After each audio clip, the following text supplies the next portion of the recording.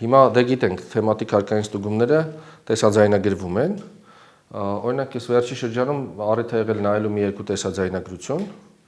եւ որտեղ քաղաքացին պետք աշխատակիցներին հայտնում է, որ ինքը աշխատող չի, բայց ինքը եկել է, օրինակ, ենթադրենք հաստուղ պետք է աշխատի։ Եկել է մի հատ հաց թխի, որ տեսնեն ինքը հաց կարողանում է թխել, թե չի կարողանում, որից հետո որոշեն ինքը կաշխատի, ընդունում են իրան աշխատանքի, թե ոչ։ Եվ երկար այս խոսակցությունը գնում է պետք աշխատակցի եւ քաղաքացու միջև։ Իրեն առաջարկվում է հայտարարություն գրել եւ առաջարկվում է գրել աշխատում ենք հաստուղ եւ այլն։ Այս մարդը ասում է չեմ աշխատում։ Ասում է եկել եմ թխեմ, որ իմ հացը թխած մի հատ ուտեն այս մարդիկ, տեսնեն ուտել լինում է թե չէ, ու որոշեն ես կաշխատեմ, թե չեմ աշխատի, ընդունում են ինձ աշխատանքի, թե չեն ընդունում։ Բայց այդ մարդը ձևակերպվել է, արձանագրվել է որպես չձևակերպված վարձու աշխատող։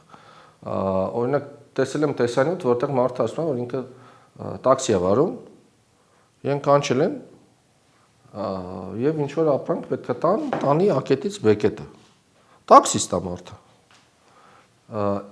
Այդ ամեն ինչը տեսաձայնագրության մեջ ասվում է։ Հետո չգիտեմ ոնց հաջողացվում է, այս մարդը հայտարարություն է գրում, որ ինքը կատարվում է առաքման աշխատանքներ թե ծառայություններ եւ արձանագրվում է որպես չձևակերպված աշխատող։ Հիմա ես չգիտեմ, օրինակ այդ դեպքում, այն մյուս դեպքում, այդ մի հոգուն ավել, մի հոգուն պակաս ձևակերպելը, ընդհանրապես ասած մեր երկրին ինչ օգուտ է տալիս։ Ավելի վնասում է, ասեմ ինչի, որտեղ արդարության նկատմամբ պատկերացումները փոխվում են։ Ասում են ինչ էլ անեն, մեկը ասենք ոնց ուզեն, տենց են անելու, այդ շատ վատ երևույթ է։ Այդ մի քիչ նման են հին ժամանակներում այդ որ տեսուչները ՀԴՄ են ստուգում, տեսնում են երբ չկա էլեկտրիկին գնում էին տենց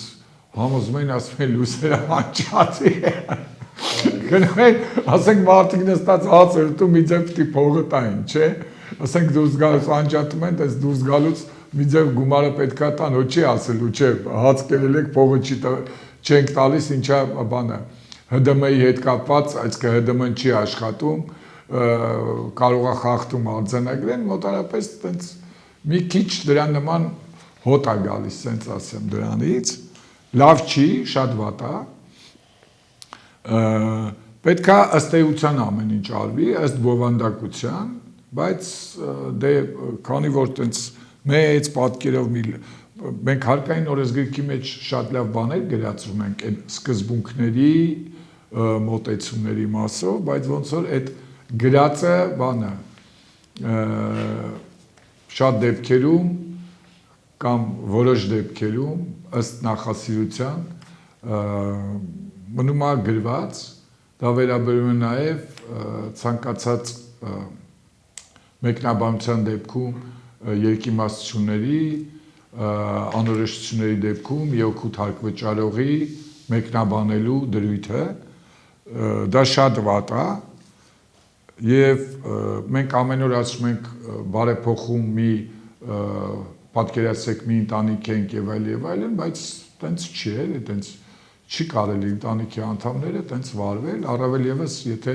օրենքով հստակ գրված է, որ երկիմաստությունների, անորոշությունների դեպքում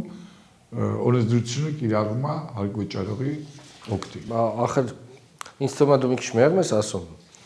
Ես կան դեպքեր, երբ որ օրենքը մեկնաբանվում է միանգամայն այլ կերպ, քան գրված է։ Օրինակ բերեմ։ Օրինակ հարկային օրենսգրքի 352 հոդվածի 5-րդ 352.1 հոդվածի 5-րդ մասով ուղղակի սահմանված է, որ տեսաձայնագրությունը թեմատիկ ստուգման ժամանակ իրականացվող համարվում է խախտում է հիմնավորող ապացույց։ Իսկ առաջին մասում նշված է, որ տեսաձայնագրությունը կատարվում է խախտման արձանագրման հանգամանքները հիմնավորելու նպատակով։ Բայց մենք ունենք պետք բողոքարկման հանձնաժողովի որոշում, որտեղ գրած է, որ տեսաձայնագրումը կատարվում է հետևյալ նպատակներով։ Հարկային ծառայողի կողմից ստուգում իրականացնելու մտադրությունը, նկատենք օրենքում գրած է խախտման արձանագրման հանգամանքները ապացուցելը եւ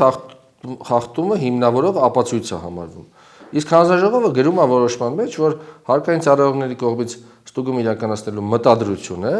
եւ ստուգման իրականացումը հիմնավորելու նպատակով։ Դեպքում ինչի է պետք տեսաձայնագրումը, եթե Դե հիմա ես չգիտեմ, օրինակ դու ասացիր երկիմաստությունների մասին, իսկ այստեղ որտեղ երկիմաստություն չկա, ՊԵԿ-ում կարծում են, որ